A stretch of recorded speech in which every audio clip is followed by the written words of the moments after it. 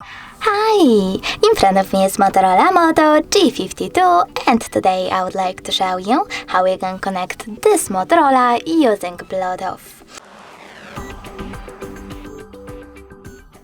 Firstly, go into Settings.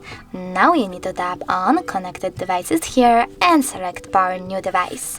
After that, wait for available ones to show up and click on the one that you wish to connect to. In my case, this ASUS. Now click on Pair in this pop-up and wait for the other device to accept your connection request.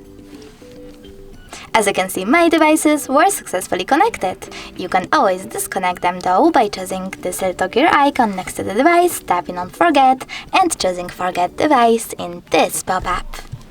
Thanks so much for watching. If you enjoyed this video, leave a like, comment, and definitely subscribe.